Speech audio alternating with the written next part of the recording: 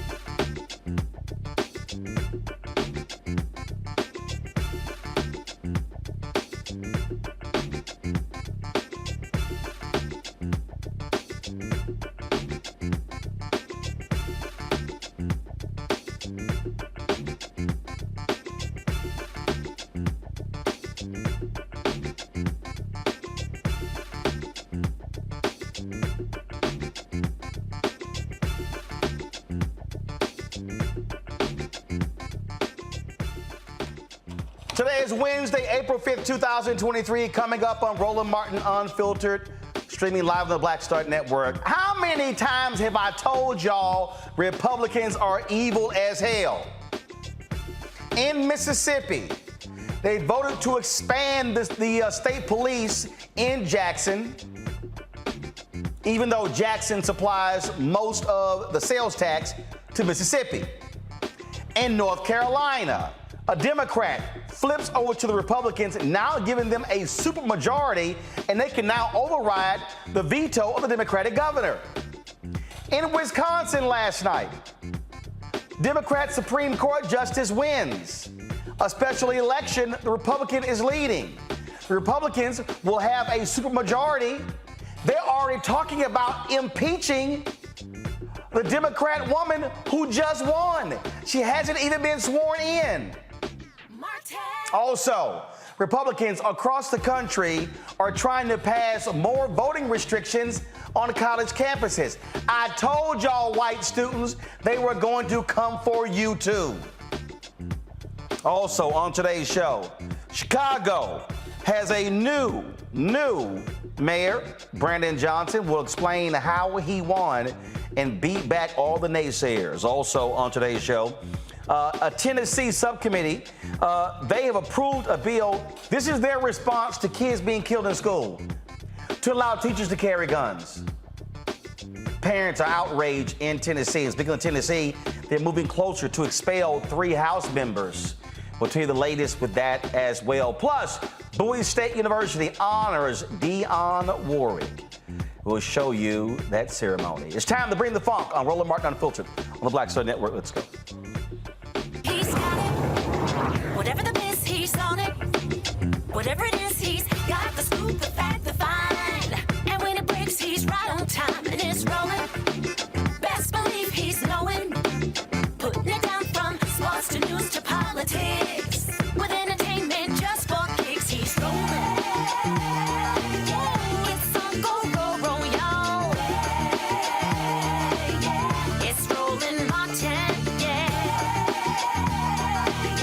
Rolling with Roland now. He's funk, he's fresh, he's real, the best, you know he's Roland Martin now.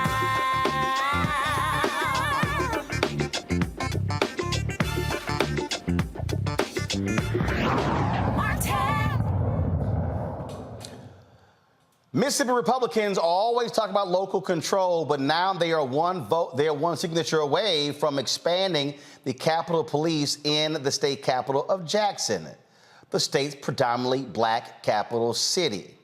Now, this particular bill, folks, again, impedes on what's happening there in Jackson. Now, they can't actually explain this special district and why it's important and why it matters. What this is about, further control. Oh, but guess what? And we showed you this previously. The area where most of the white residents live in Jackson, yep, that's where this special district, special police jurisdiction is going to be. Yep, that's right.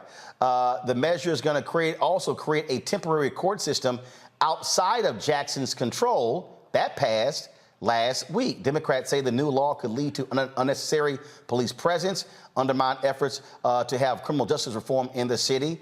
And also some say this is simply Jim Crow 2.0. My panel, Scott Bolden, attorney here in Washington, D.C., Robert Patillo, attorney, host of People, Passion, Politics, News and Talk 1380 AM WAOK, Rebecca Carruthers, vice president, Fair Elections Center. Glad to have all 3 of you here. Robert, let's just be clear. And for everybody who's watching to understand, probably by the first 45 minutes of the show, I'm trying to walk people through to show them how crazy and evil Republicans are.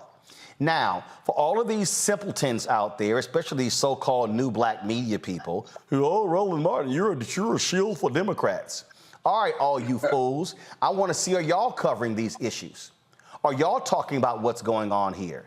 Are y'all talking about how black people are being targeted by these Republicans all across the state? Or are y'all still stuck on stupid and trying to say, well, Democrats come from the same cloth? This is just very simple, y'all. This is just very, very simple. Jackson, Mississippi is a predominantly black city that black Democrats are running. What they are doing here, Scott, they are trying to, again, further encroach on the local government there because they don't like black people being in control. Or they don't like what black people are doing while they're in control. That is, being autonomous, if you will. Much like we don't have autonomy here in the District of Columbia. So it really is that encroachment. I guess I was reading about this. I was wondering about how they sold this to be a race-neutral approach, or what the underlying need is. But all the Democrats voted against this. And I'm not sure why you have to carve out a section of Jackson simply to have this expanded police force. So it really doesn't make any sense. It sounds like it's a solution in search of a problem, when Jackson is doing just fine. Like any other urban center, it's got its challenges, but that doesn't mean you need more police to harass more black people and black young kids. Well, what this is, Robert, is Republican control. Republicans saying, we got the power, we got supermajority, we control the House, we control the Senate, we control the governor's mansion, we can tell y'all what the hell to do.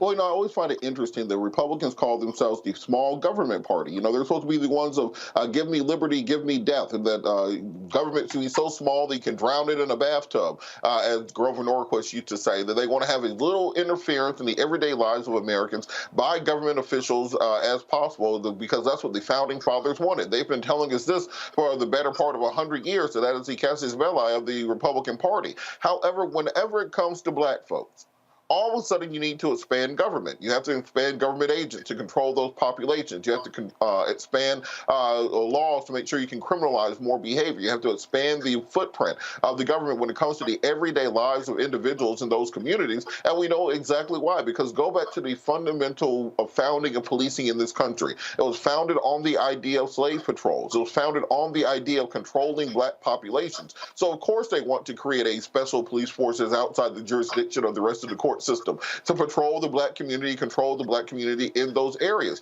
because they do not see the need to fix conditions that may cause problems. Why do that when you can continue to do what America has done for the past 400 years and criminalize black bodies, black souls, black spirits, and do that through excessive government interference in the actions and the lives of black communities? And the people of Jackson should push back against this. And if Republicans really want to be true to what they say they believe in, they should vote down a big government measure, which will put more government in the lives of regular individuals. The thing here, Rebecca, that again, that I'm trying to explain to people so they can understand, is that what we are seeing, there's a reason I wrote this book, White Fear. There's a reason I wrote it. Because I need everybody watching. I need all these black folks watching to understand what is going on here. They are desperately trying to control blackness. They want to control black politics. They want to control black power. And I'm about to walk through, this is happening in Mississippi, Alabama, Texas, Arkansas, Louisiana, North Carolina, South Carolina. We can go on, Georgia, Tennessee, Florida. And so folk need to understand, you're sitting your ass at home, bitching and moaning on social media, you better understand what they're doing, because this is about power. Roland, last week I was at Grambling State and I was talking to a bunch of student leaders from Grambling State. Dillard and Xavier students were there as well. And I was walking them through with what's happening in Jackson, what's happening in North Carolina, what's happening in Tennessee, what's happening in Florida, what's happening in Texas, what's even happening in Louisiana. And the overarching thing here, as you said, as we start to see minority majority states, we're seeing that there's more attacks against black institutions. We're seeing attacks against HBCUs when it comes who could run HBCUs, who can be appointed to the board of trustees. When we look at what's happening at North Carolina A&T, or we're looking at what's happening at Tennessee State. And then we're looking at actual political power. When it comes time to actually have prosecutorial reform, we see in Fulton County, Georgia, we see that the Georgia legislature, they're trying to strip power from local prosecutors. We've also seen before when we had a prosecutor in Baltimore County, Maryland, who decided that she was going to hold police accountable. All of a sudden, we start to see a lot of these political attacks that then became legal issues as well. So across all of our black institutions, as we start to see the browning of America, it's not all people of color that's being attacked, but it's anti-blackness specifically. Because one thing that we know, we have civil rights in this country because of the role that black people have played in the civil rights movement. So this isn't just an attack on people of color, but this is specifically anti-blackness because of white fear. Oh, exactly it. And again, I just need people to understand, when we're talking about these things, folks, there's a through line here. I'm trying to connect the dots. I'm going to go to a break. We come back. I'm going to show you a couple of maps that Rukia Lumumba, the sister of the mayor, of an activist and the sister of the mayor of Jackson, Chokwe Lumumba, she posted on Instagram a couple of months ago. And then we're going to talk about what's happening in Wisconsin and North Carolina. Folks, I'm telling you, they're coming for black people.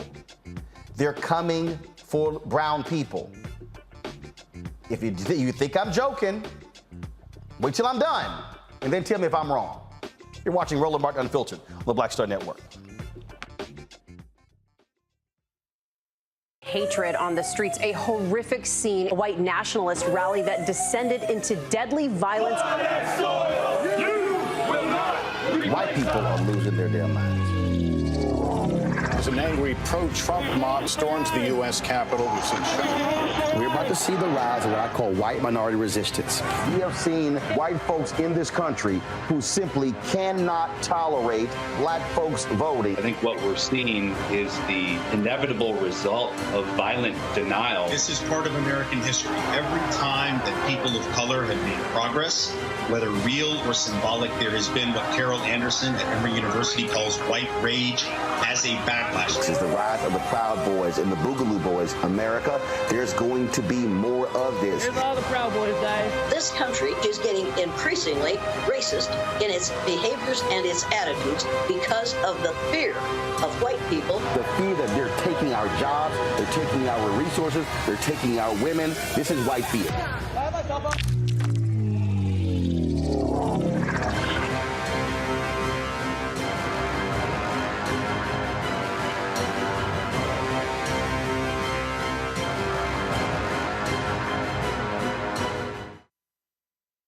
We feel the hidden impacts of climate change that land harder in Black, brown, and Native communities. Not many people talk about it because they clearly don't know our lives. But with President Biden's landmark infrastructure and climate plans, our issues are finally seen. Removing lead pipes means we know our water is safe. Cutting carbon pollution helps our kids breathe easier. 1.5 million new jobs means stable work in communities. The impact we need. Right now. Hi, I'm Israel Houghton with Israel, a New Breed. What's up, what's up? I'm Dr. Ricky Dillard, the choir master. Hey, yo, peace, world. What's going on? It's the Celeb King of R&B, Raheem Devon, and you're watching Roland Martin Unfiltered.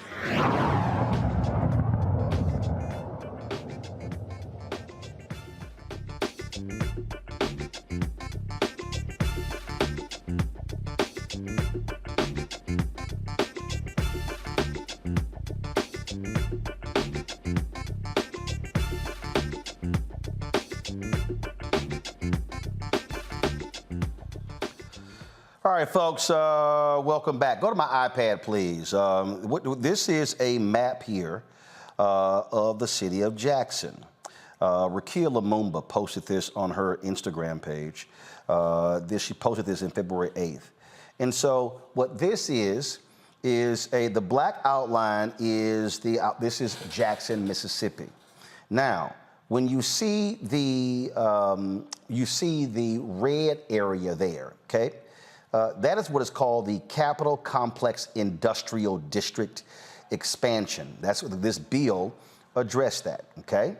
Now, again, the dots in blue, first of all, let me clear it. So you see all the green dots there? You see the green dots, Rebecca, Robert, and Scott? See those green dots? Those are black people. See those blue dots? Those are white people.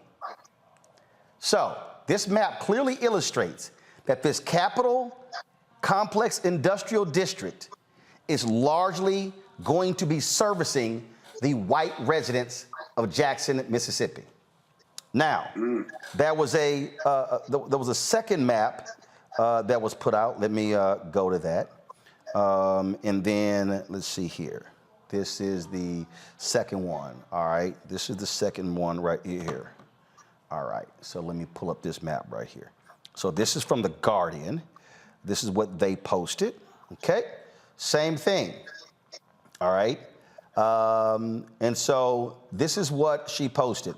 The measure would increase the geographic size of an improvement district in the downtown area of City of Jackson from 7.8 square miles to 25 square miles. It will create a new unelected judicial district within the city with 2 judges, 2 prosecutors, and 2 public defenders. They will be appointed by the Mississippi Chief Supreme Court Justice, a conservative white man. The prosecutors will be appointed by the state attorney general, a white male Republican. The district will be policed with an expansion of the Mississippi Capitol Police led by Bo Luckey, a white man. A role appointed by the Mississippi Commissioner of Public Safety, a white man. It's abundantly clear, Scott, what we're dealing with here. It's almost like they're trying to secede or accede, I guess, whichever word it is, from the Jackson jurisdiction. They want their own criminal justice system because they don't trust the city of Jackson. But there should be lawsuits, almost like an unlawful taking or violation of the due process rights and the sovereignty of the city of Jacksonville. I think this goes into effect May 5th, I think, based on my research, and there will be lawsuits about this. Whether the legislature has the power and authority to control sections of a city and put in a criminal justice system for just part of the city. And what happens if you get caught in that neighborhood after hours? You can only imagine. And so it'll be interesting to see what the lawsuits are that will try to undo this. So we talked about the Supreme Court, out of Wisconsin last night, Rebecca, and of course Democrats they ran away with that Supreme Court position, a 10-year position, okay, 10-year position, and giving Democrats a 4-3 majority on the state Supreme Court. Now, many folks have talked about gerrymandering, political gerrymandering, abortion, and so the woman who won, Janet Protasiewicz, she won last night. But check this out. She hasn't even been sworn in. And look at this here. This is from Bolts Mag. Republican lawmakers have signaled that they will use their gerrymandered majorities to fight the court. Several Republicans said in the run-up to Tuesday, before she even won, they would consider impeaching her and removing her from office. The GOP needs a supermajority in the state Senate to pull off that move, and the resignation of a longtime Republican senator late last year left them 1 vote short. The special election to replace her was also held on Tuesday in a red-leaning district in the Milwaukee suburbs. The race had not been called as a publication, but Republican nominee Dan Noddle has a very small lead with a handful of precincts remaining. If his edge holds, it would give the GOP sufficient votes to impeach and remove public officials on party line votes. Such a move may be politically and constitutionally explosive, but Republicans lawmakers may be largely insulated from electoral consequences as long as they head off any new judicially ordered maps that curb their power in the State House. Rebecca, I have said repeatedly to people over and over and over and over, these people care about power. They will exercise power any way they choose to do so. This is a craven attempt at just lustful power. There's no other way to explain it, because what we're seeing across the country is very anti-democratic. My organization spent a lot of time on the ground in Wisconsin, going across college campuses across Wisconsin, making sure that students understood you need to show up and vote. You are not just voting for your future, but you are voting for your present. If you care about how these maps are drawn, if you feel like you're being targeted and not being represented as a student because there is strong gerrymandering around your campus, if students don't understand that they are a community of interest and they have the right to have a fair and equal representation as other people, these were the type of issues that we let them know. We let them know if you care about abortion rights, if you care about other health care rights, if you care on all of the hurdles that you have to go through in order to even access the ballot box with voter registration, then we need you to turn out. And I'm so happy to see that students are turning out. I'm so happy to see that different communities that weren't expected to turn out in the record numbers that they did last night. I'm very enthusiastic that people are fighting back and they are that there is participation in democracy. But it's also saddening that across the country, not just in Wisconsin, not just in Jackson, that there is these repeated attacks that are happening over and over. We have to stay vigilant because it's going to be whack-a-mole from here through November 2024. But here's part of the problem, Robert, when we talk about, voting. So let's go to North Carolina. Go to my iPad. Tricia Cotham. She is a Democrat in North Carolina, was re-elected in November. She decided to flip to the Republicans, Robert, giving them a supermajority. Now they have a supermajority in the state house. They were one vote short in the state Senate. She now gives them that vote, which now means they can override any veto by the Democratic Governor, Roy Cooper. Doesn't matter. If he vetoes it, they got the votes to actually do it. And so she gave this weird news conference explaining why she flipped. Oh, the Democratic Party left me. But what's crazy is that if you look at what she ran on, those are typically issues Democrats support. But here's a perfect example, though, of why I keep emphasizing on this show, why we can't play around when it comes to these state races. Because, again, when you allow the Republicans to have supermajorities, it doesn't matter what Democrats do. They can run the table. North Carolina, same thing. When Sherry Beasley lost by 400 votes, if she had won, Democrats could have had a 6-1 majority on the state Supreme Court, serving as a backstop to whatever the legislature could do. She loses, they had a 4-3 majority. Well, they lost a seat in 2022. Republicans now have a 4-3 majority there. So now by having supermajorities in the House and the Senate, they can override Democratic governor veto, and the state Supreme Court can go right along with them. Again, elections have consequences. Roland, it's what de Tocqueville called the tyranny of the majority, where you have these institutions that are built upon this idea that by gerrymandering lines, by playing bully football down in the paint, Republicans have been able to carve out majorities across the country. While Democrats were not paying attention to state and local races, pretty much from 2008 till last year, Republicans were able to win over 1,000 races during the period of time that President Obama was in office, for example. They did this for this exact reason, to redraw state lines, to change state voting laws, to control schools, to control the educational system, to control the police in cities and states. They know they cannot win on the federal level. They haven't won the popular vote since 2004 in a presidential election, and that's the only time they've won since 1988. The 50 Republican senators represent 41 million fewer individuals than the 50 Democratic senators, for example. But because of this, they have concentrated on changing laws on the state and local level to ensure that they win. And you know what? Bravo to them. I hope that Democrats take this as a lesson. Stop playing patty cake, baker man with these people. You have to play bully football with them just like they're playing bully football with you. When you have an opportunity, you take it. Stop trying to get the moral high ground. You have to win at all costs, and that's what Republicans are doing, and I hope Democrats can pick up on it before it's too late. Going to a break, we come back. I'm going to tell you the latest is happening in Tennessee. Again, Republicans, they are showing what they do with power. They are moving to expel 3 Democrats, 2 African Americans, because they had the audacity to actually stand with people demanding gun control in Tennessee after 6 people, including 3 children, were shot and killed at a private Christian academy. All right, y'all can sit here and throw all kind of names you want, shield, whatever you want, but I'm telling you right now, all y'all who are watching and y'all keep listening to all these yahoos out there run their mouths, let me be perfectly clear. The Republican Party, they are exercising power, and they will flatten your black ass whether you vote or not. But go right ahead and keep telling me I'm the one who sounds crazy, but I'm telling you, if they control the state house, the state senate, governor's mansion, and a Supreme Court, and we're going to see what's happening with the U.S. Supreme Court, they can do what the hell they want to do, and you can't do nothing about it. but keep sitting your ass there saying voting don't matter. I'll be right back.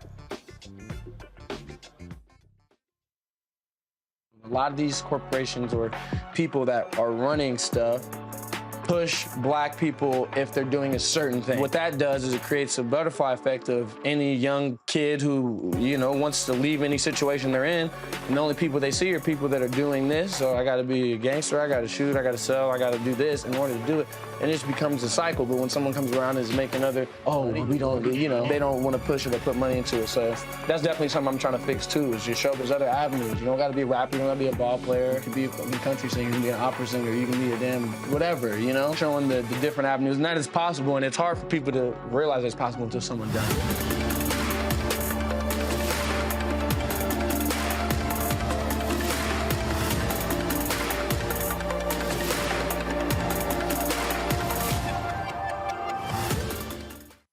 Pull up a chair, take your seat. The Black Tape with me, Dr. Greg Carr, here on the Black Star Network. Every week, we'll take a deeper dive into the world we're living in. Join the conversation only on the Black Star Network. Hey, I'm Antonique Smith. Hey, I'm Arnaz James. Hi, this is Cheryl Lee Ralph, and you are watching Roland Martin, Unfiltered. I mean, could it be any other way? Really? It's Roland Martin.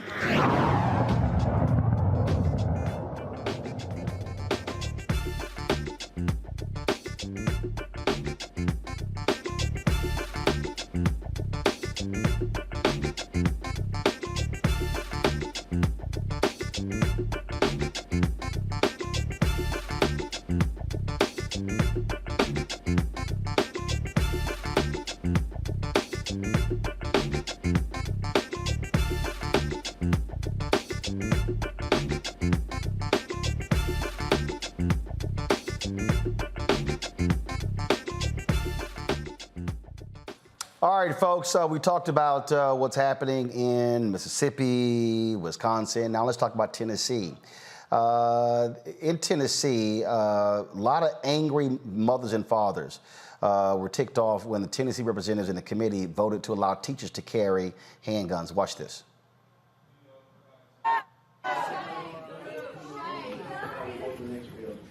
There are children alive today that would be dead because of your attitudes.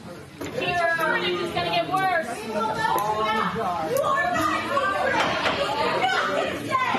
know these teachers? They don't get paid to you die. You met these people, they shouldn't have guns.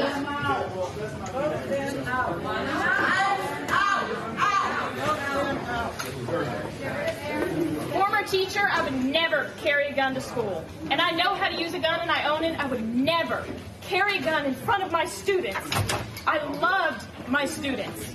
I would die for them, but I would not shoot them. I am so glad I'm not a Tennessee educator. Now, there have been a consistent protest in Tennessee after 6 people were killed at Private Christian Academy just a couple of weeks ago, including 3 children.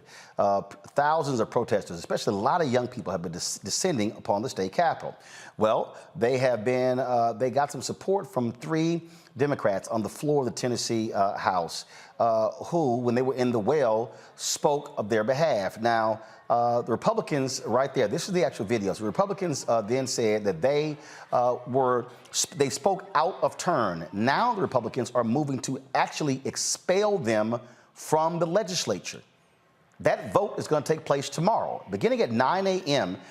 Tomorrow, they're going to begin the proceedings. Those 3 will be allowed to actually speak up. We had one of the representatives on the show last night.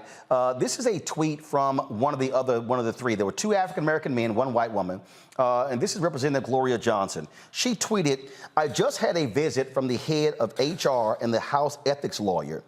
I appreciate them letting me know that if I am expelled, I will lose my health benefits. I also appreciate the ethics lawyer letting me know that in one case, a member who was potentially up for expulsion decided to resign. If you resign, you maintain your health benefits." And she goes, "I appreciate that information. Heavens to Betsy, all this does not mean I am considering resigning. Never. I am ready to have my hearing in the public view." Now, Robert, what's hilarious here is that the House Speaker, actually said that he is doing this. I'm trying to find this interview. He's doing this because he said that, they were going to, the three of them, they were inciting violence as a result of the action. Here's the problem. This is the headline from News Channel 5. House Speaker calls for expulsion of 3 Democrats, but can't prove claims of violence. So, Robert, he says, they were going to incite violence. We got to kick them out. But he has no proof. Well, this is the thing. These are the same people that if you tell them or show them videos of the insurrection, they'll say there was no insurrection. It was just a tourist visit. These people were showing reverence to the Capitol. They weren't trying to overthrow the government. They were just there to show their support and exercise their First Amendment rights. But then as soon as people are speaking up and saying, well, maybe we shouldn't have 80-year-old language arts teachers carrying a .45 trying to shoot a 16-year-old school shooter, maybe that will make things worse in some of these situations. They are using this as a justification to try to expel them from the House of Representatives. As I said before, this is bully ball. This is the way the Republicans do politics now. And then when you look at the way the Democrats did those January 6th hearings, not focusing in on Hawley and what he did to incite the insurrection, not focusing on Ted Cruz and what he did, not focusing on Marjorie Taylor Greene and Lauren Boebert and some of the others in the MAGA caucus, they should have been trying to expel them from Congress. But they don't play ball the same way these other people play ball. This is the way that you exert power. This is Machiavellianism at its highest level. And we have to understand that if you are sitting here playing slow pitch softball and they're playing fast pitch, you're going to continue to lose. Democrats have to pick up on what the game is and play it the same way they are. So check this out. Go back to my iPad, please. So the House Speaker, when he was questioned, he goes, they're the ones that has done something that's never happened. And they're the ones that pull out a megaphone on the House floor and led the protest to the gallery, which shut us down. This is the House Speaker of Tennessee, y'all. Okay, so check this out. He was asked, what is your opinion? Should they be expelled? My opinion is they should be expelled. Now check this out. He says, they did in the chamber with other members break every rule that we almost have, blah, blah, blah, blah, blah. He then goes on to say they were trying to incite violence. When News Channel 5 asked him, there's no doubt they were disruptive, but what's the evidence that they were trying to incite violence? He goes, well, they were trying to jazz people up. They said, but incite violence? He goes, when we had representatives go to the restroom, they got spit on. They still said, do you have any evidence that these 3 members were encouraging protesters to spit on members or troopers? The Speaker of the House, you can't prove that. But he goes on talk radio and says, what they did today was equivalent, at least equivalent, maybe worse, depending on how you look at it, of doing an insurrection in the Capitol. Give me a damn break, Rebecca. The only violence that was going on was the gun violence that we just witnessed in Nashville. What you see is you have members of the opposition party who refuse to be held accountable. And when you have 3 representatives actually using the bully pulpit of what that House floor is for to actually bring up relevant issues that their constituents care about and that their constituents want to see action from the Tennessee House on, instead you see that they're shut down and that they're being threatened to either resign or coerced into resigning over health care benefits, or there's going to be a vote tomorrow. I just say this, my organization stands with Justin. We represented him about 8 years ago as he was fighting to keep voting rights for young people in Tennessee. This is going to backfire. Because at the end of the day, a lot of people are watching what's going on, and this is actually going to motivate people to not just register to vote and to turn out to vote, but actually showing up to hearings, showing up to community events, because people are tired of this. It's like, take your thumb off the scale. I don't know if it's going to cause that, Scott. I don't. Here's the deal. Tennessee is a red state.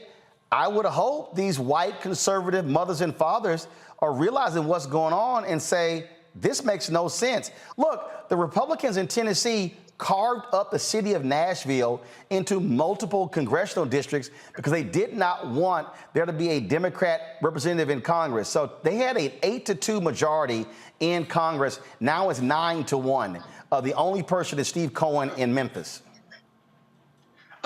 So a couple things. One, if you look at that video, that's a peaceful protest. You know, the U.S. Congress, the Democrats several years ago protested in the chambers and sat down and wouldn't move and locked arms.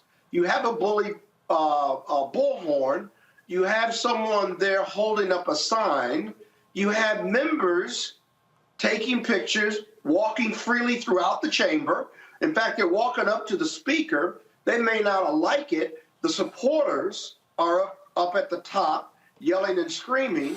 But this is a peaceful protest. You may not like their messaging, but they got a message, if you will. And to throw them out for that, and you've got security there, this isn't some melee. And so this is democracy at its best, exercising their First Amendment, if you will. The process for putting them out of Congress or the State House is may be driven by politics. But that's why you have the judiciary, if you will. If this goes through, there's no punches being thrown. There's no one being kicked. There's no one fighting. There's no one even making any gesture towards even throwing any punch. You've got to appeal this if they throw it out to the state house, the state court, or even federal court for violation of their constitutional rights here. The speaker's got to know he's on dangerous ground here, because you have a chilling effect on the First Amendment and democracy here. And the optics of this is at least 2 of them, maybe 3 of them, are black folks. They could file a discrimination suit against the speaker and the body itself. And so I think he's asking for more problems than this is a solution. He may not like the decorum, if you will, but protest and change is never easy. Power concedes nothing without a struggle. It never has and it never will. And they're not conceding what they're protesting in these chambers, if you will. And so I think the speaker needs to take a long, hard look at that, because I could make an argument that it's race-based as well as violating their First Amendment. But they do not care, Robert. Absolutely, and this is what I mean by playing bully ball down here in the trenches, because you can criticize them, you can try to embarrass them, you can talk bad about them, you can say how they're working against the Constitution, they are fighting against the fundamental principles of democracy, they are going against the Western conventions of the popular vote and doing the will of the people. They don't give a damn about any of that. What they care about is power. What they care about is ensuring that they can maintain their way of life, maintain their hegemony when it comes to American politics and the American populace, which they no longer have a demographical advantage when it comes to. We see this in state after state. How many times they got to hit you over the head before you realize y'all are no longer sparring, that they are trying to punch for real? It's one thing when you're both in the ring, you're saying, well, we'll have the soft gloves on and the helmets and the headgear and stuff. And it's another thing when they're pulling out brass knuckles and punching you, and you're still doing the same thing over and over again. When you see these people, they are fighting tooth and nail. They are using every legislative tactic that is known to man in order to be able to exert total power and domination. That is their name of the game. It's no longer compromise. It's no longer bipartisanism. It's about domination, and you have to start playing on the same playing field. Well, look, I wrote my book, White. Roland. Yeah.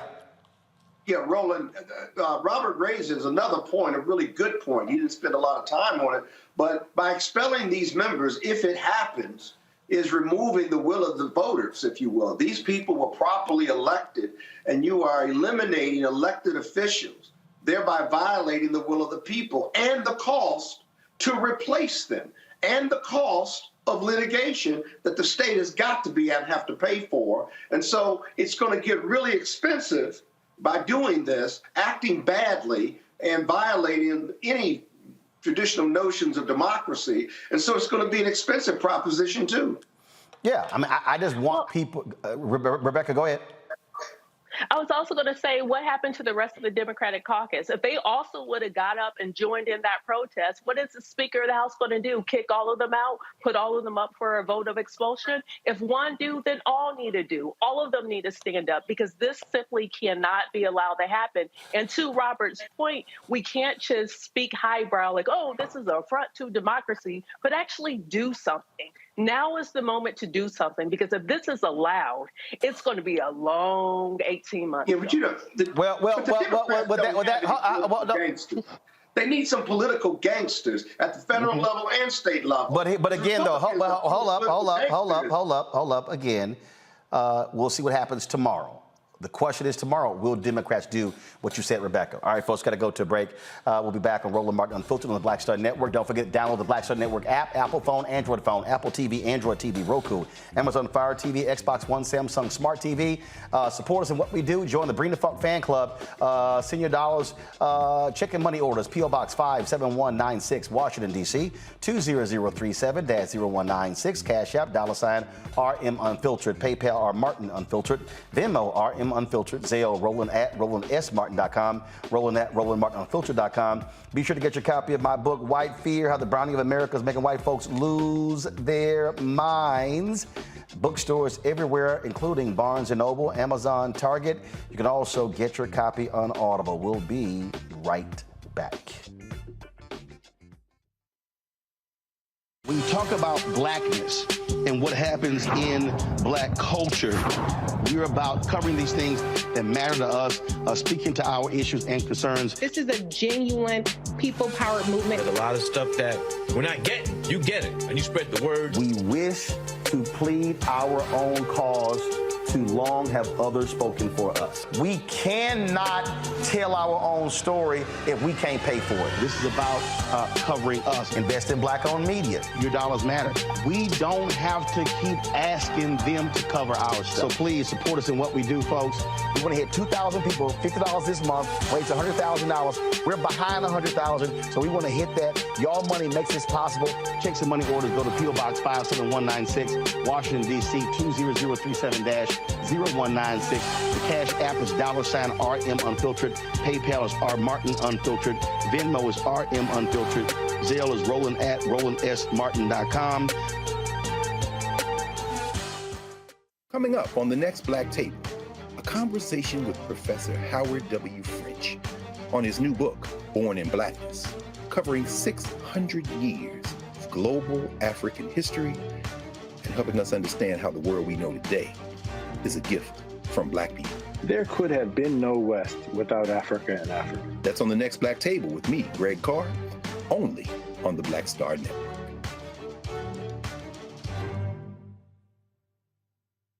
Hello, I'm Bishop T.D. Hi, y'all doing? It's your favorite funny girl, Amanda Seals. Hi, I'm Anthony Brown from Anthony Brown and Group Therapy. What up, Lana Well, and you are watching Roland Martin Unfiltered.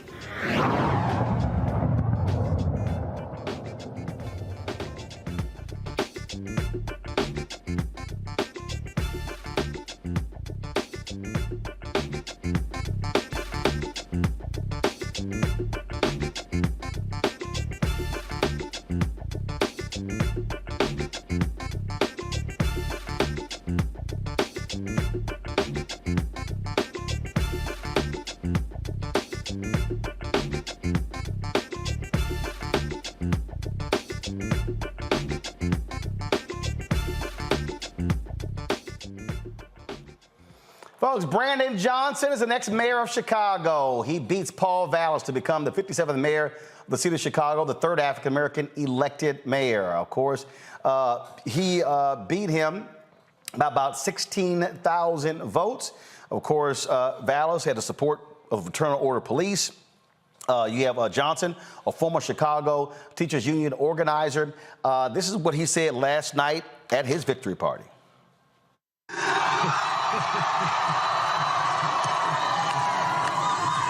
You know, they said this would never happen. So, you know, if they didn't know, now they know. There's so many people who are responsible for this moment, and I like to thank and take a second to thank those individuals. You know, but first, I want to make sure that I say this. The first thing that I want to say is to the Chicagoans who did not vote for me. Here's what I want you to know. Here's what I want you to know. That I care about you. I value you. And I want to hear from you. I want to work with you. And I'll be the mayor for you too.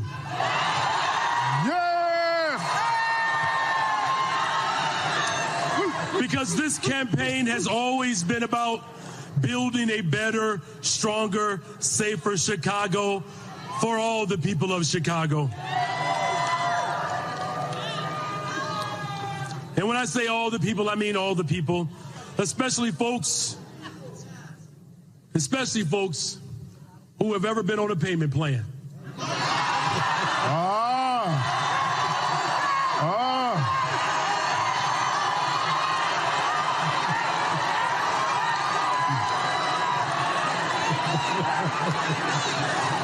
So from Lincoln Park to Humboldt Park, from Jefferson Park to Garfield Park, there are so many people that made this possible. Of course, let me see if I can find this. Paul Vallis tweeted out, his concession. And of course, you know what? Remember, Paul Vallis couldn't find time to come do Roland Martin Unfiltered. Brandon Johnson was smart to do our show on 3 different occasions, but there we go. And so this is the tweet that he sent out last night. I called Brandon Johnson a short time ago to congratulate him on winning this election. It's critically important that we all come together now and work collaboratively to move our city forward. I thank my supporters and team, and especially my family. Thank you, Chicago. What's interesting here, Rebecca, again, what Johnson, this was, a little-known county commissioner.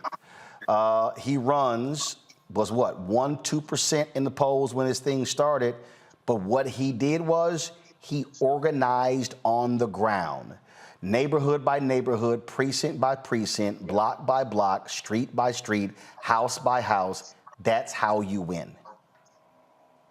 That's the blueprint. He's also a former teacher. He knocked on doors. He showed up in communities. He didn't just rely on big names. He didn't get the endorsement of Senator Dick Durbin. Instead, he was able to get the endorsement of people in the community, different community leaders, different ward leaders. And he spoke about things that everyday folks in Chicago are going through, and he was authentic.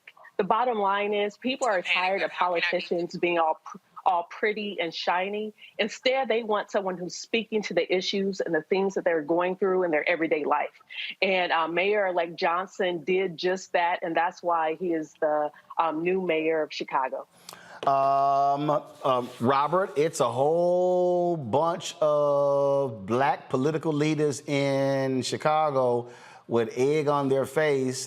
They stood with Paul Vallis, folks like former Congressman Bobby Rush, Emil Jones, who was the former Illinois Senate president, a number of black aldermen and others. A lot of them were in the Vallis campaign. Now they're on the outside looking in.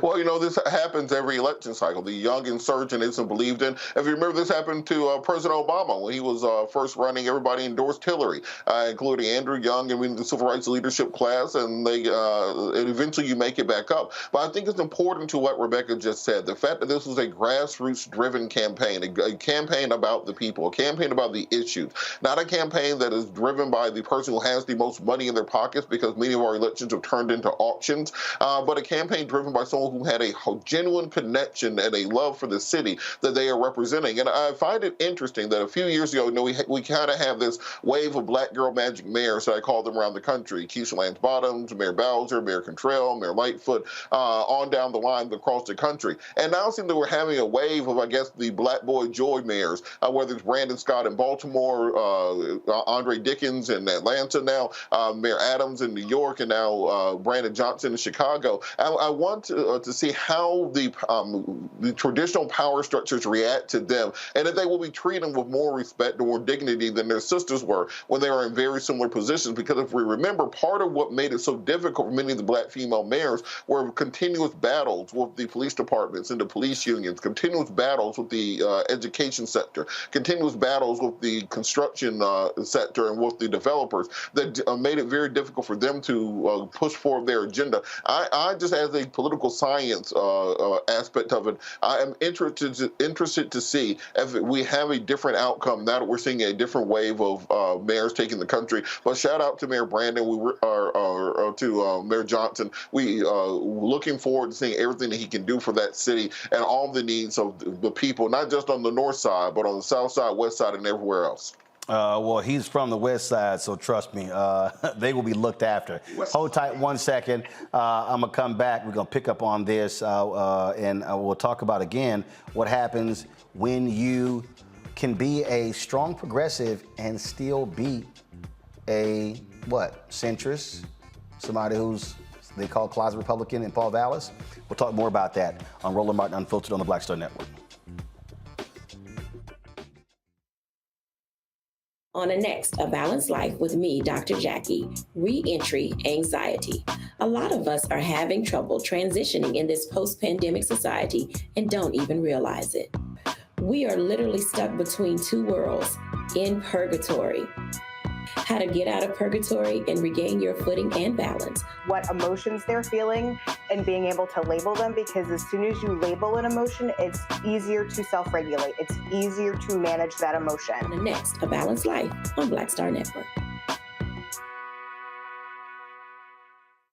On the next Get Wealthy with me, Deborah Owens, America's Wealth Coach, we're talking about the difficulty of being able to acquire wealth for Black Americans. My guest, Emily Flitter, is the author of The White Wall: How Big Finance is Bankrupting Black Americans. The bad stuff that you feel when you're dealing with the financial services industry is not your fault. It's not your fault, and you don't deserve to be treated like this. That's right here on Get Wealthy, only on Black Star Network.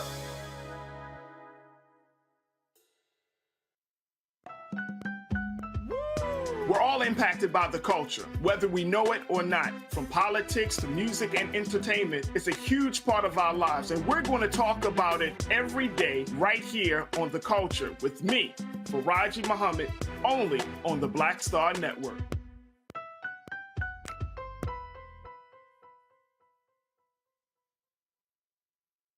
Hi, I'm Vivian Green. Hi, I'm Wendell Pierce, actor and author of The Wind in the Reeds. Hey, yo, Peace World, what's going on? It's the Love King of R&B, Raheem Devon, and you're watching Roland Martin Unfiltered.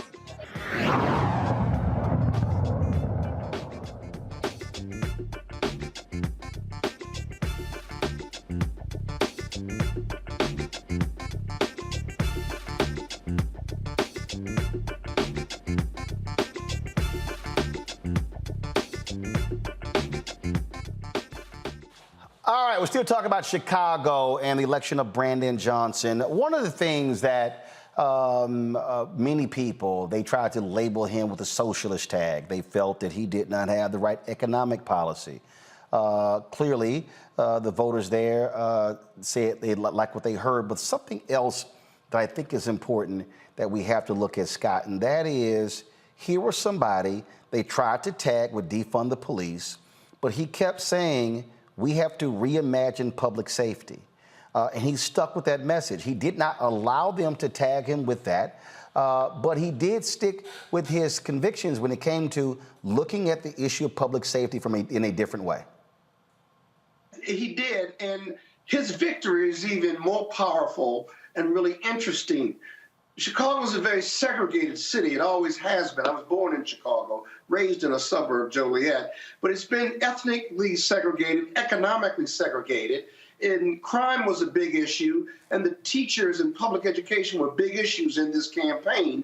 It's a divided city. Everyone wanted to unify the city. So his victory, given where he came from, is really incredible. But more importantly, he had the resources on the ground. He was endorsed by the SEIU and the teachers union, right? And so as a result, he was able to organize, since he's a fundamental organizer, and eventually he got in the runoff. He wasn't even supposed to be in the runoff. That was going to be Lori Lightfoot and the guy he beat. And so this is just really incredible. You can be a progressive, you can be a reasonable progressive, but if you got the organization and the bodies behind you, people vote. All you have to do before you govern is get elected. You got to get one more vote than the next guy, and he and those union members really understood that. He's got an incredible smile. He's very charismatic, and you know what? He reminds you of another former mayor, the first black mayor of Chicago, Harold Washington. There's a movie put out by a frat brother of mine, Hassan Lambert, called Punch 9. If you haven't seen it, go see it. It's the incredible story and biography of Harold Washington. Brandon Johnson reminds you of him. He's got challenges ahead, though, because those who supported him, like the teachers union, their contracts are going to be coming up. And secondly, the voters have spoken. Can he bring both sides together, or 3 or 4 sides together, and manage that coalition that got him elected? Blacks, whites, gays, union members, and working class people. Hard to manage that constituency while you lead and govern. We'll see. Rebecca, I think it's important, though, that, again, we have to understand that, yeah, you can actually be a progressive and win. You don't have to, this whole deal, run to the center and all different things along those lines. I mean, look, he didn't have the support of the fraternal or the police. He didn't need it. Right. Be authentic. Be responsive to the things that people are going through. It's really interesting that Mayor Lori Lightfoot had tweeted out that he would never become mayor. But now we see that he is going to become mayor because he's being responsive. Like, one of the criticisms with her is that she wasn't responsive to people, and that she too was, she ran as a progressive, but then governed as a centrist. I think that Mayor-elect Johnson is going to be just fine with the unique coalition that he was able to pull together. It was basically everybody in Chicago but a lot of white people. That's really what his coalition was, and it's representative of what Chicago is. So as long as he stays authentic, as long as he shows up in neighborhoods, the very neighborhoods that voted for him, if he keeps doing those things, keep doing outreach, keep looking for ways of bringing more people into the political system, I think he's going to be just fine. But it also shows that there is a blueprint with talking about reimagining public safety. And there's one thing that we even need the White House to understand. There has to be a serious conversation about police reform, about public safety. And this White House right now is not saying, we can't quite talk about that because it's going to hurt our chances at the ballot. We saw last night that you can talk about it. You can be authentic. You don't have to kowtow to a particular union that's not interested in reform, that's not interested in policies that actually keep the Black community safe from law enforcement and with law enforcement, but you can actually talk about it in a way that people understand it and they will vote for you. Well, it's interesting, Robert, because you even had the head of the Fraternal Order of Police claim that, if Brandon Johnson is elected, 800 to 1,000 cops are going to quit their job. Okay. Exactly. To Rebecca's point, this on the federal level seems to be the perfect time to work on police reform. The reason being is we have this odd place where the enemy of my enemy is my friend, where you have a lot of conservatives now saying that, we have to reform policing, reform law enforcement, reform prosecutorial discretion because they're going after Trump and going after this, that, and the other. Fine. We can make a compromise bill that we will protect your folks. You compromise and say that, we'll put in the type of police reforms necessary that people have been marching for and protesting for years to stop the abuse and the genocide of Black men in this country. It seems like a good time to bring the subject matter up because we see that the term defund the police is not as toxic as it used to be. We've now had 2+ years to explain exactly what people mean by that, and people understand that it's not about taking resources away from policing. It's about ensuring that we are deploying the resources as best possible to ensure that we're getting the best outcomes when it comes to both public safety and the rights of individuals. That you should not have a police officer in a full uniform, a gun, a badge, a taser, a stick, handcuffs, and a loaded weapon to patrol a high school hallway, for example. And now that people understand that better, then just these Republican tropes of just simply throwing out defund the police are no longer effective. And we can get the type of reform necessary through, but we have to have people with the courage and the gumption who are willing to, as I said earlier, play bully ball and bully politics to get it done. And if we don't seem to have that type of gumption, as Scott said, have those kinds of gangsters, those thugs, those goons on our side, they're willing to push that agenda through.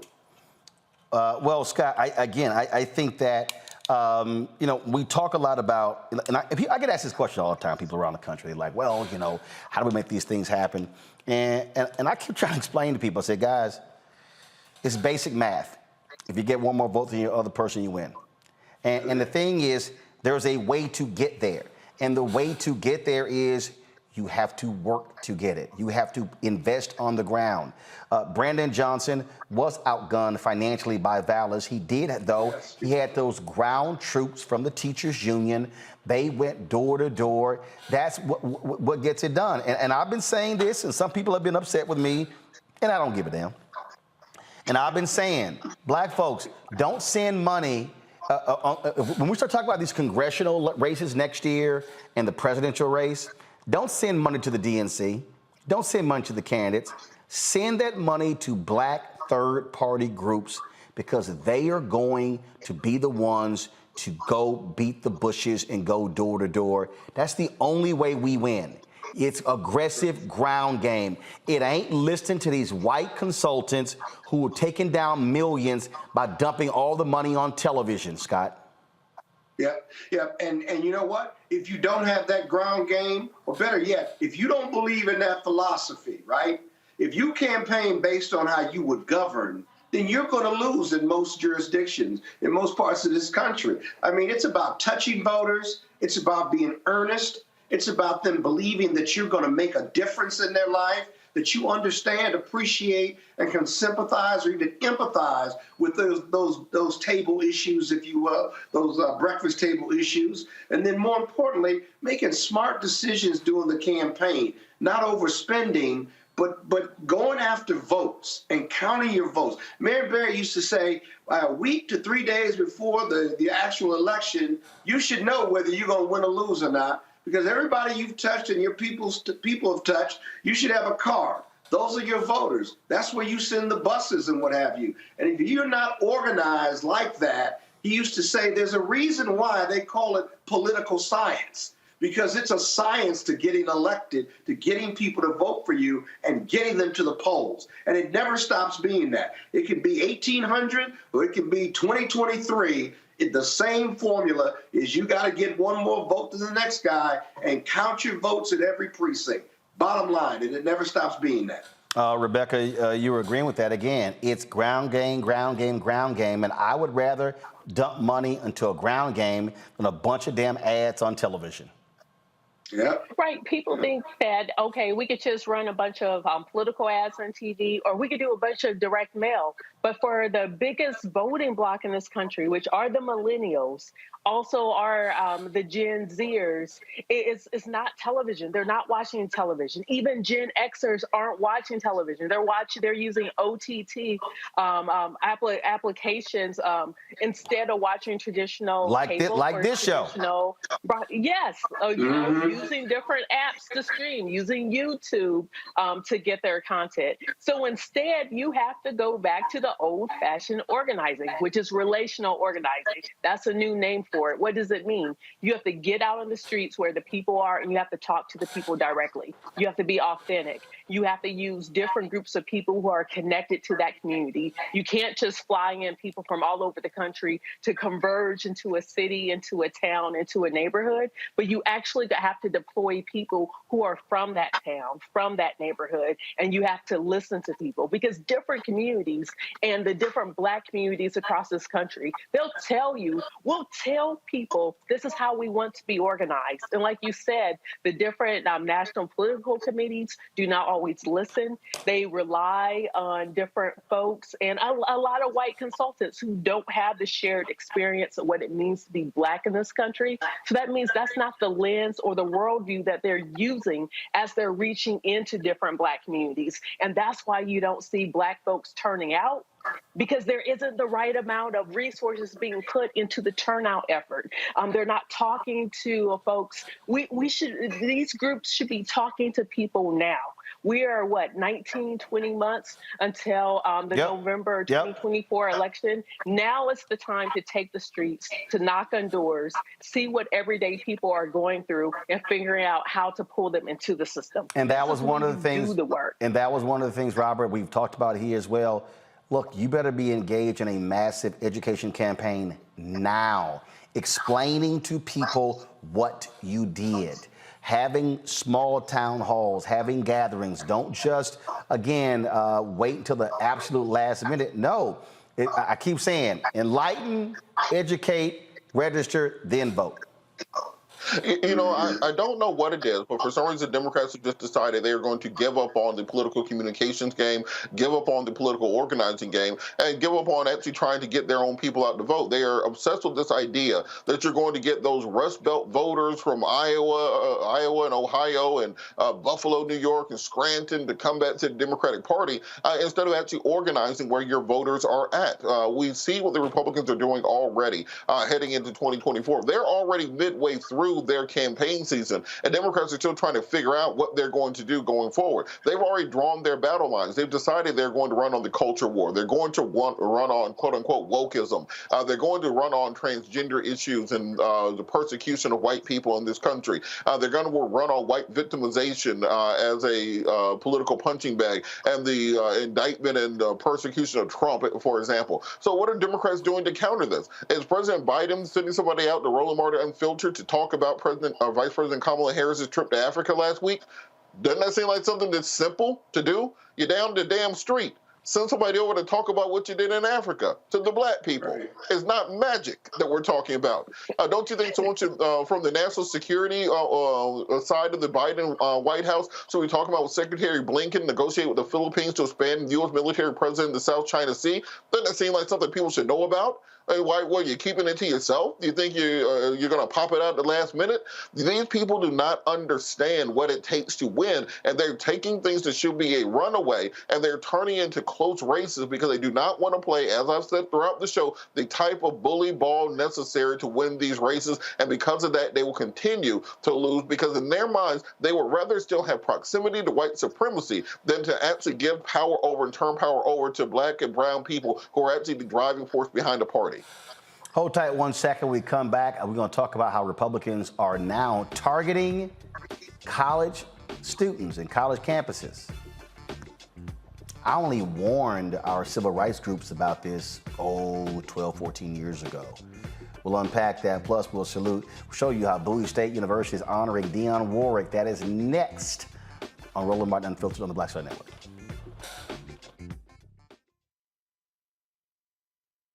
Hatred on the streets, a horrific scene, a white nationalist rally that descended into deadly violence. White people are losing their damn minds. As an angry pro-Trump mob storms the U.S. Capitol, we're about to see the rise of what I call white minority resistance.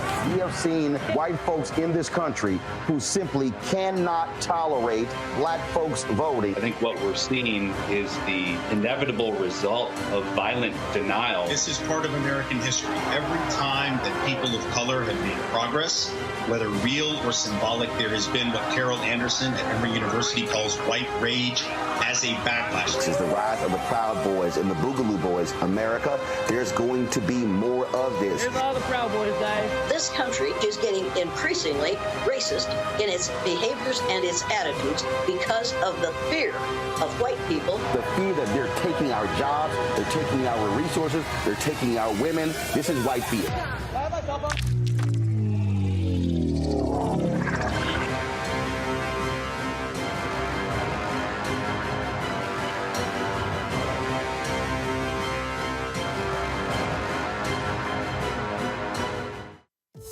feel the hidden impacts of climate change that land harder in Black, brown, and Native communities. Not many people talk about it because they clearly don't know our lives. But with President Biden's landmark infrastructure and climate plans, our issues are finally seen. Removing lead pipes means we know our water is safe. Cutting carbon pollution helps our kids breathe easier. 1.5 million new jobs means stable work in communities. The impact we need. Right now. What's up, y'all? I'm Will Packer. Hey, everybody, it's your man, Fred Hammond. Hi, my name is Brescia Webb, and you're watching Roland Martin Unfiltered. And, well, I like a nice filter usually, but we can be unfiltered.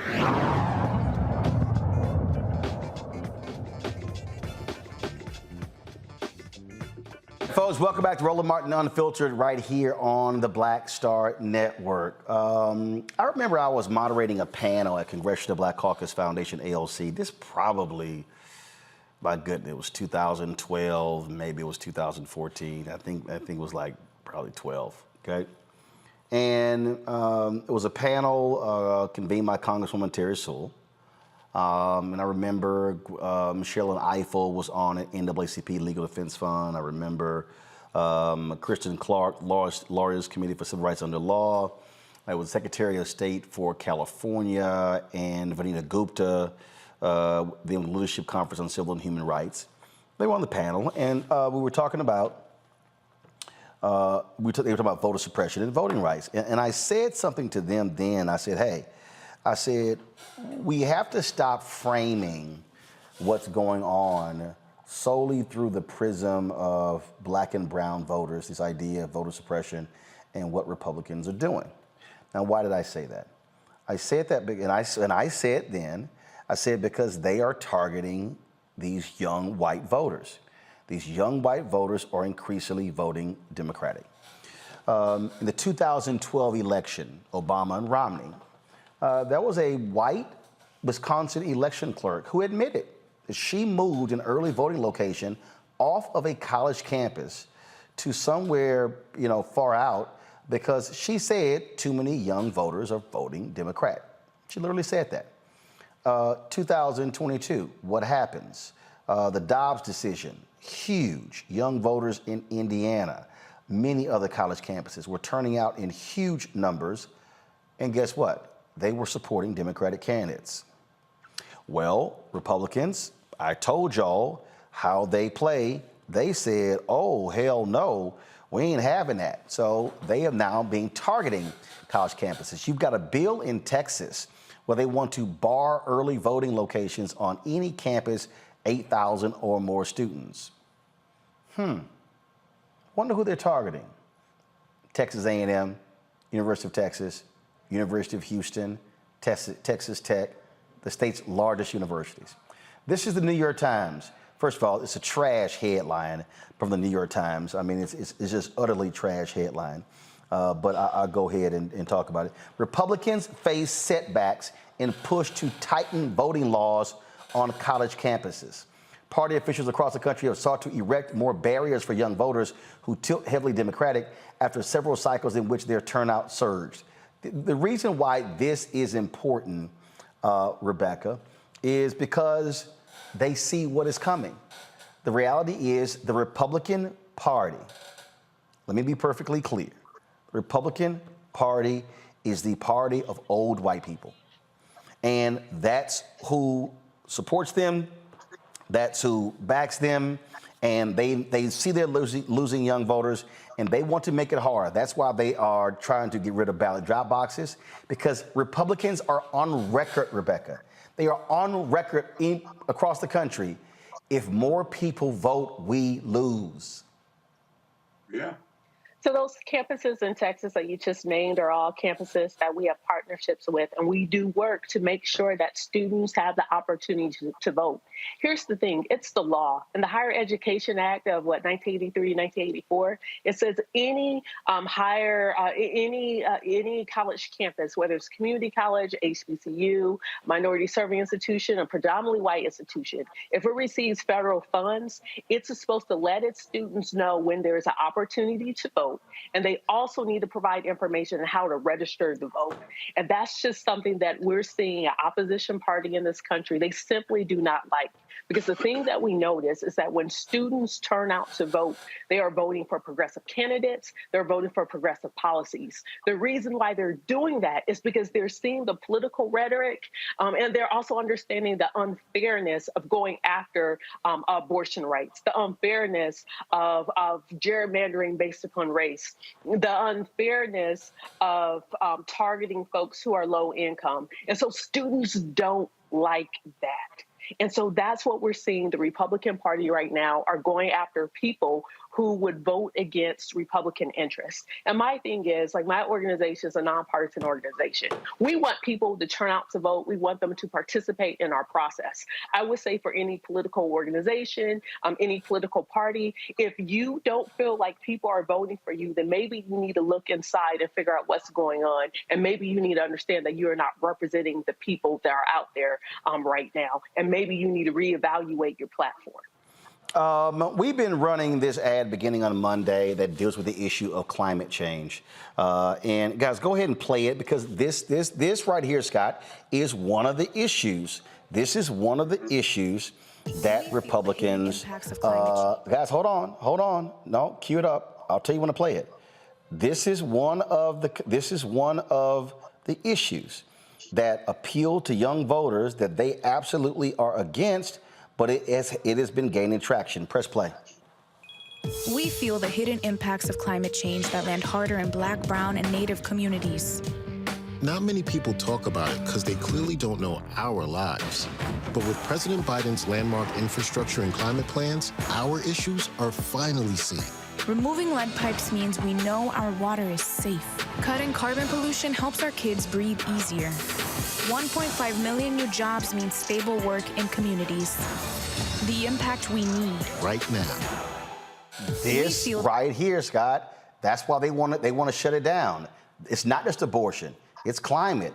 It's also their constant attack on woke. Well, guess what? There's a bunch of white kids who are out there after the death of George Floyd.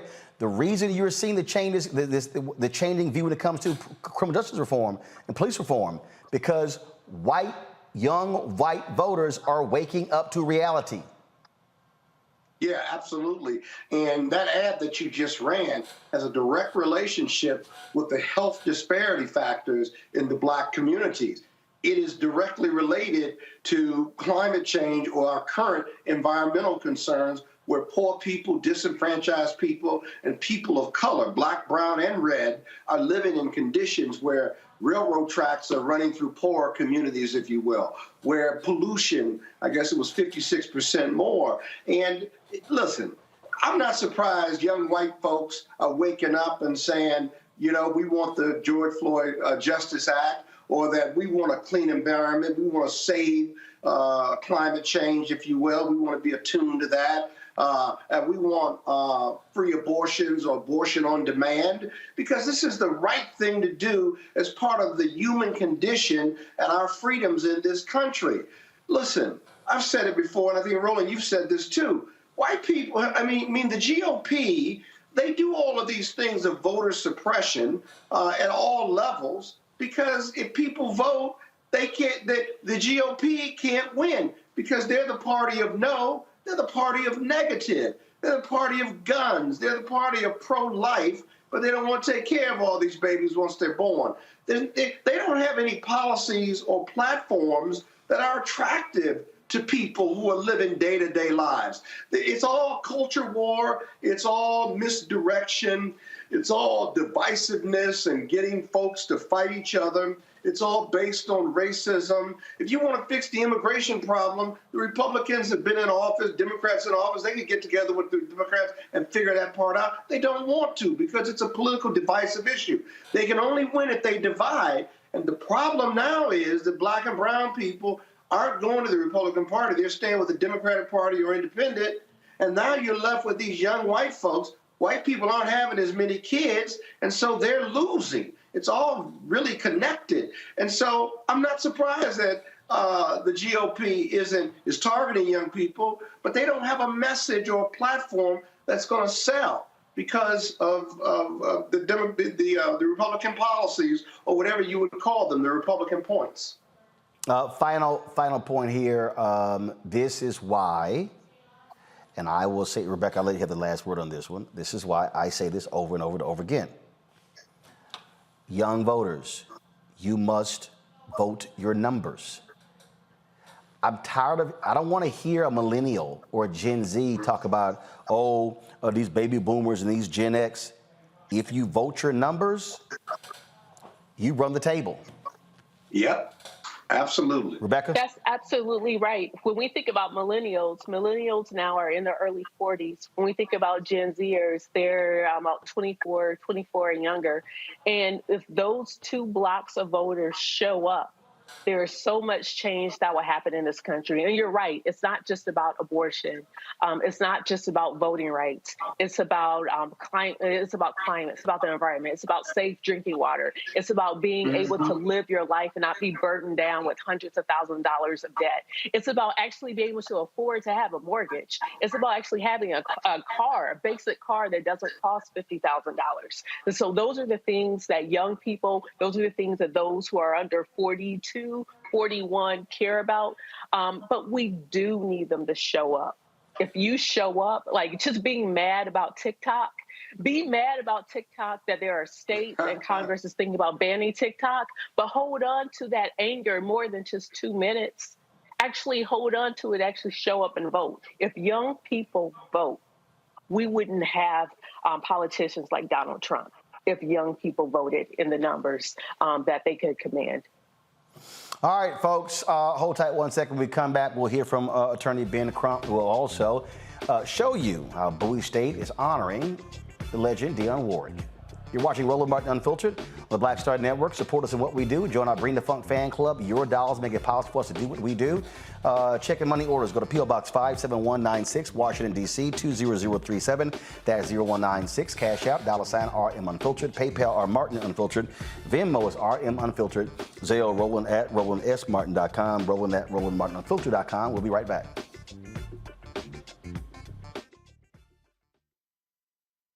A lot of these corporations or people that are running stuff push black people if they're doing a certain thing. What that does is it creates a butterfly effect of any young kid who, wants to leave any situation they're in, and the only people they see are people that are doing this. So I gotta be a gangster, I gotta shoot, I gotta sell, I gotta do this in order to do it. And it just becomes a cycle. But when someone comes around and is making we don't, they don't want to push it or put money into it. So that's definitely something I'm trying to fix too, is just show there's other avenues. You don't gotta be a rapper, you don't gotta be a ball player. You could be a country singer, you can be an opera singer, you can be a damn whatever, showing the different avenues. And that is possible, and it's hard for people to realize it's possible until someone does it.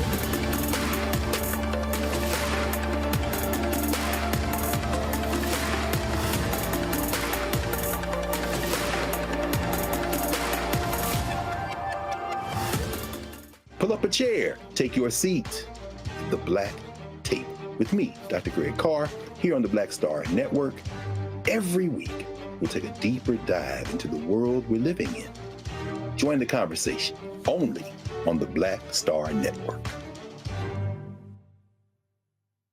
On the next, A Balanced Life with me, Dr. Jackie, re-entry anxiety. A lot of us are having trouble transitioning in this post-pandemic society and don't even realize it.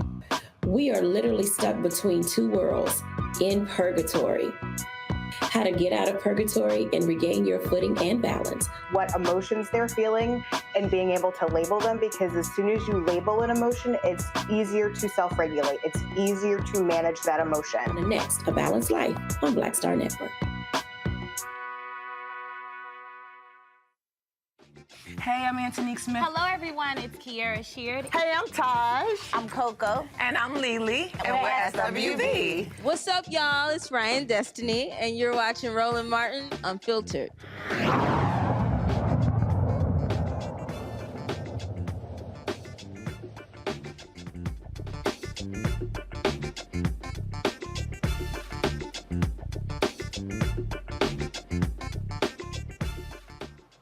Virginia medical examiner says a black man who died at a mental hospital was murdered. That's right. The administrative, first of all, according to the Office of the Chief Medical Examiner, the autopsy of this black man, folks, shows he was asphyxiated. That's right. Basically, based upon them kneeling on him. Positional and mechanical asphyxia with restraints. We've seen the video. We had his family on the show as well. Joining us right now is the family's attorney, Ben Crump. Ben, look, these officers have been charged. Guess what? Let's see them now try to explain this away, this report from the autopsy. Yeah, this was an important announcement, Roland Martin. The fact that it was ruled a homicide, that he didn't die of natural causes. They didn't find any, illegal substances in his system. So what killed him was what we saw in that video, Roland Martin, an overdose of excessive force where they literally smothered Ivo Otinio to death. This brother from Kenya who was having a mental health crisis, hadn't committed any crime. And so, again, we saw, 8, 10 people on top of him. Utterly nonsensical, if you will, their actions. And it's just a shame that we literally are sitting here having this conversation. What they did to him was still shocking and stunning. And then this report says this was murder. This was homicide. Yeah, and Roland, two things. Number one, the brother, as Scott Bolden would know so well, was in restraint on his handcuffs, and he had leg irons on, and he was face down. So why 10 people needed to pile on top of him, at times putting that knee in his back and on his neck 3 years after George Floyd makes no sense whatsoever. But what we would imagine, all of them are going to start pointing fingers at each other. It wasn't me, it was them. And that's why this announcement by the medical examiner was so very important, because she said that the manner and cause of death was homicide by positional and mechanical asphyxia, which meant that he died from suffocation. And now all we have to do is make sure that the prosecutor is zealous in her prosecution of these law enforcement officers, because oftentimes they go easy when it's police killing unarmed black people like we have with Ivo. So we have to keep covering this matter. And thank you, with all the coverage going to the former president, you, Roland Martin, keep covering issues that are important to our communities. Well, I'm not spending a lot of time talking about that because, again, we do have a lot of issues that come up that don't get the coverage that it definitely needs. Let's go to my panel for questions. I'll start with you, Scott. Scott, your questions for Ben Crump. Hey, Ben, good hearing from you again under very bad circumstances. The one thing that struck me about the video is these aren't small guys. These are big, beefy cops and hospital staff who are on top of this guy. And it begs the question, notwithstanding the restraints, the victim, how big was the victim? Because in pictures of him that you can see, seem to see that he's about 5'10", 6 foot, but a thin build. Can you confirm that? Yeah, he weighed around 200 pounds or so. And the question that I know good lawyers like you, Scott Bolden and Monique Presley, what we're going to ask to all of them, he's face down, handcuffed, and shackled.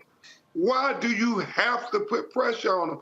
Like, if he's having a mental health crisis, you would expect people who are suffering mental health crisis to have episodes.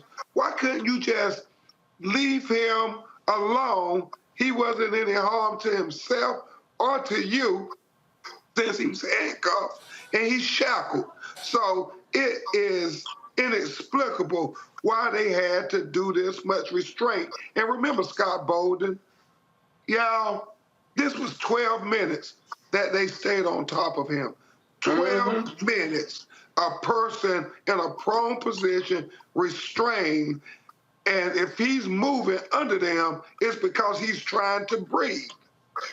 because it's a natural reaction. If you're on your stomach on a hard surface, you cannot breathe even then. It's uncomfortable. So you automatically are lifting your head. You automatically are trying to get air in your system because your lungs are right near your chest cavity. And when you're on the ground, gravity is pulling you to the ground. It's just natural physics, and the police departments just don't seem to have figured that part out yet. They just smothered him to death, man. It's as sad as the George Floyd case. They just smothered him. He asphyxiated. He just asphyxiated. Unbelievable. Yeah. Good luck with the case. Hey, thank you. Thank you, Robert. On this case, we of course understand sovereign immunity and qualified immunity. Is there any way to go after these people who have been fired in their individual capacity? Not just the people who are holding him down, but the folks who are just standing around looking at him. You know, we talked about the Tyree Nichols duty to intervene bill is being added to the Georgia Floyd Justice and Policing Act. But what can be done to help people understand that if you see someone being murdered directly in front of you, jump in and do something, save this person's life? And is there any way to hold these individuals liable? You know, beyond criminal, Robert, I don't think there's anything civilly that could be done because of what's going on in the United States Congress, where they won't pass this George Floyd Justice and Policing Act that might attach some personal liability to officers in a civil manner. So right now, the taxpayers have to bear the brunt of this outrageous conduct by these officers yet again. But, you know, Scott, until we can come up with a better solution, we just got to keep trying to bankrupt them, making it financially unsustainable for them to keep treating our people like this. Because, Roland Martin, we don't see videos of them killing white people like this. Yep, that's the case. Rebecca. Attorney Crump, you take on a lot of cases like this, and oftentimes you're standing in the gap to make sure that these families, these Black families, are receiving justice. So my question for you is, as a Black community, how can we support you as you can continue doing this fight? Because I know it's tough, it's hard, it has to be mentally draining and taxing. How can we support you and the work that you're doing? Now, thank you, Queen, so much for that. Some of the basic things we got to do more. We got to show up for jury duty. I mean, that makes all the difference in the world if we have people who understand the life experiences and the communities where people like Ivo, Tyree Nichols, George Floyd, Trayvon, Breonna, where we come from, where we don't have to spend, I don't know, Scott Bolden, the first 2 days in court trying to convince them that Trayvon was just walking home, that George Floyd was not trying to hurt the police, you know, simple things like that. That's number one. And then I've invited Roland Martin down, Rebecca, and hopefully Scott Bolden will come down to Miami. That we have the Ben Crump College of Law. And what we're trying to do is prepare the next generation of social justice engineers and civil rights attorneys. So hopefully come down, lecture, donate to the scholarship funds to get Black and brown people who have done everything right. Robert, they've got good grades. They've kept their nose clean. They did good on the LSAT. And the only thing stopping them from going through law school and becoming lawyers is financial support. So those are ways that we can help, because as Thurgood Marshall said, it's going to take an army of us civil rights lawyers to fight against racism and discrimination in America. Indeed. Ben Crump, we appreciate it, man. Thank you so very much. I love you, Roland. Thanks, Scott. Thanks a lot. Right now. Folks, going to a break. We come back. Bowie State honors the legend Dionne Warwick. We'll tell you exactly how. You're watching Roland Martin Unfiltered on the Black Star Network. YouTube, hit that like button, y'all. We should easily be over 1,000 likes. Same thing, folks, with the OTT app. Hit us there as well. Don't forget, support us in what we do. Download our app, Apple phone, Android phone, Apple TV, Android TV, Roku, Amazon Fire TV, Xbox One, Samsung Smart TV. A lot of y'all watching on YouTube don't even subscribe to our channel. Hit the subscribe button on our channel as well. You can also support us by joining our Bring the Funk fan club. Your dollars make it possible. possible for us to do what we do. Our costs run $190,000 a month for this show, for our staff, for our other 5 shows on the Black Star Network, our OTT app, our distribution, folks. And so there's a lot of things we got going, folks, and we're trying to build, again, the strongest, biggest, largest, most influential black news and information channel in the country. And so check your money orders. Go to P.O. Box 57196, Washington, D.C. 20037-0196. Cash App, $RM Unfiltered. PayPal, R Martin Unfiltered. Venmo, RM Unfiltered. Zelle, rolling at RolandSMartin.com. Rolling at RolandMartinUnfiltered.com. We'll be right back. When you talk about blackness and what happens in black culture, we're about covering these things that matter to us, speaking to our issues and concerns. This is a genuine people-powered movement. There's a lot of stuff that we're not getting. You get it, and you spread the word. We wish to plead our own cause. Too long have others spoken for us. We cannot tell our own story if we can't pay for it. This is about covering us. Invest in black-owned media. Your dollars matter. We don't have to keep asking them to cover our stuff. So please support us in what we do, folks.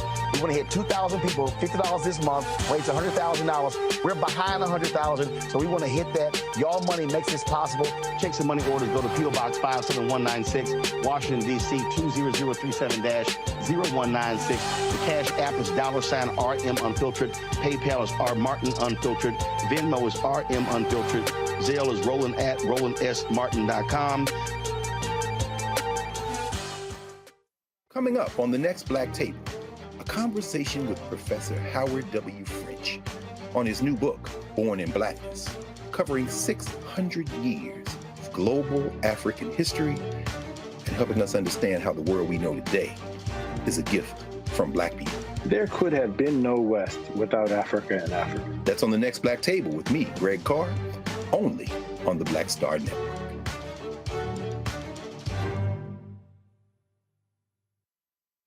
Hey, I'm Cupid, the maker of the Cupid Shuffle and the Wham Dance. What's going on? This is Tobias Trevelyan. And if you're ready, you are listening to and you are watching Roland Martin Unfiltered.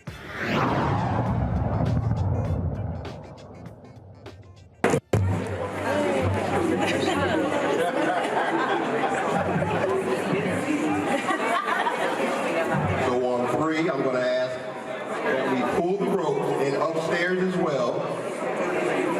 Everybody got your cameras ready? Yes. All right, let's act like New Year's Eve. All right, we're going to count down on 3, 2, 1. Everybody help me out. 3, 2, 1.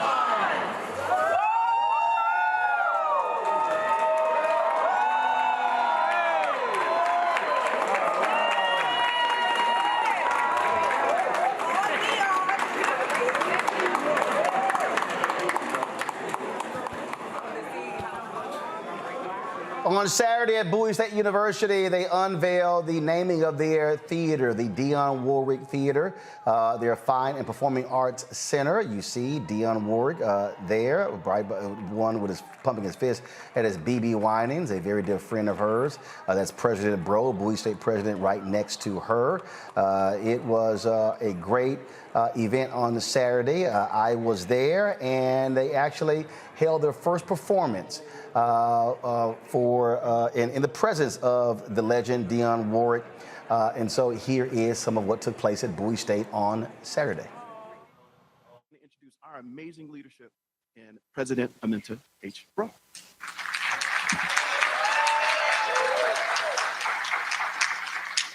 Thank you once again, and thank you, Dr. Knight, for hearing that request that stands. You cannot retire. You need to keep coming back here because we need you. Thank you, Dr. Knight, for all that you have contributed to the university, and you continue to do so. I appreciate everyone being here today. I'm going to be brief. My time on the stage today is to read the proclamation that will go into the archives of the university. And I'd like to once again acknowledge everyone who's come out to support this historic event. I think there was one group that was not mentioned, and that was the Divine Nine in here, because I see some folks in here. You need to give it up for the Divine Nine, because I saw a bunch of them out here.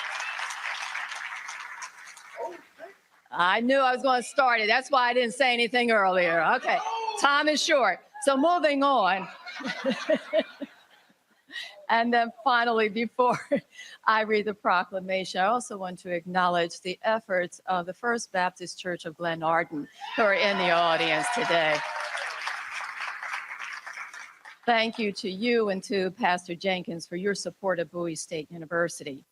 The resolution for Ms. Dionne Warwick reads, whereas Ms. Dionne Warwick began singing in church during her childhood years in East Orange, New Jersey, and began singing professionally in 1961 after being discovered by Burt Baccarat and Hal David. And whereas Ms. Warwick's 1963 performance in Paris, France, skyrocketed her to international stardom, and she has earned 75 charted hit songs and sold over 100 million records. And whereas Ms. Warwick is a 6-time Grammy Award-winning music legend and cornerstone of American pop music and culture, and has been inducted into the Grammy Museum, R&B Music Hall of Fame, Hollywood Walk of Fame, and the Apollo Theater Walk of Fame. And whereas Ms. Warwick became the first African-American solo female artist of her generation to win the prestigious award for Best Contemporary Female Vocalist Performance. And whereas Ms. Warwick has distinguished herself over the span of a 60-year career as an international music icon and concert act. And whereas Ms. Warwick has supported and campaigned for many causes, charities, close to her heart, including AIDS, the Starlight Foundation, Children's Hospitals, World Hunger, Disaster Relief, and Music Education. And whereas Ms. Warwick's pride and joy are her 2 sons, singer, recording artist David Elliott, and Oscar-nominated producer Damon Elliott, and her family. And whereas Ms. Warwick bridged the gap to transcend racial, cultural, and musical boundaries and created a legacy that will forever remain a part of international allure. And whereas Ms. Warwick has recently inspired a new generation of listeners and followers through her presence on social media as the queen of Twitter. Now, therefore, be it resolved on April 1st, 2023, that the administration, faculty, staff, students, and alumni of Bowie State University celebrate the achievements of Ms. Dionne Warwick. Please give her a round of applause. And Ms. Warwick, may I?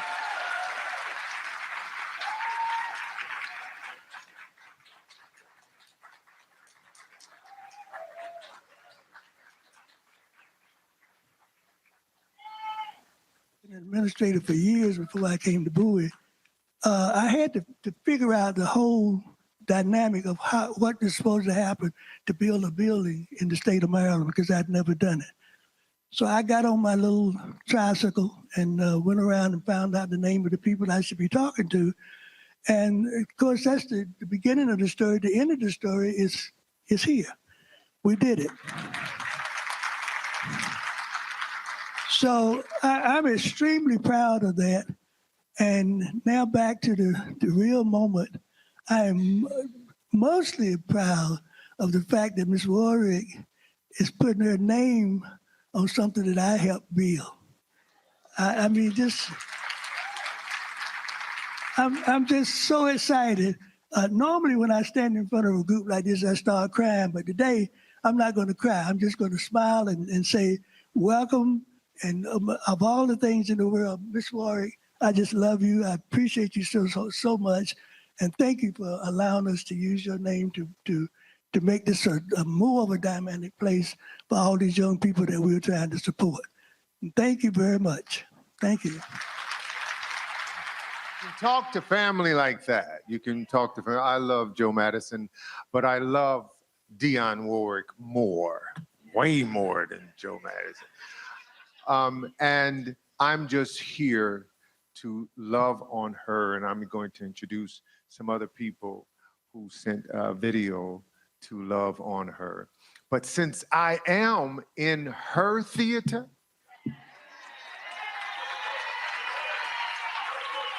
I might as well take advantage of it. Simply say, Amazing grace, how sweet the sound that saved a wretch like me.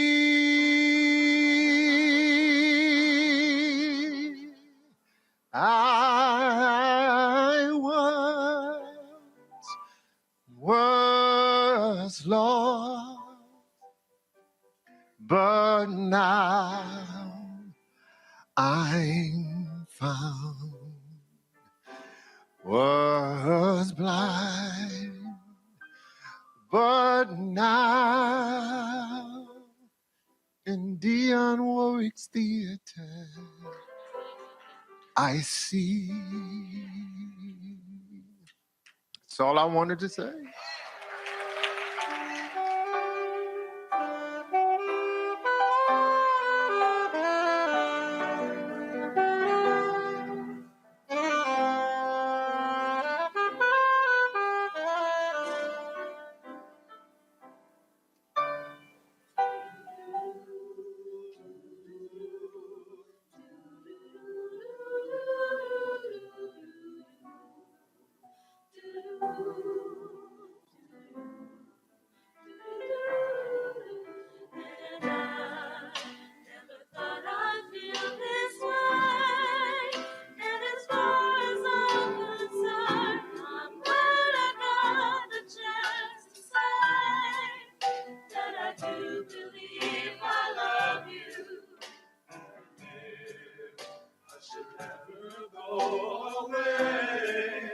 Well, then close your eyes and try to feel the way we do today.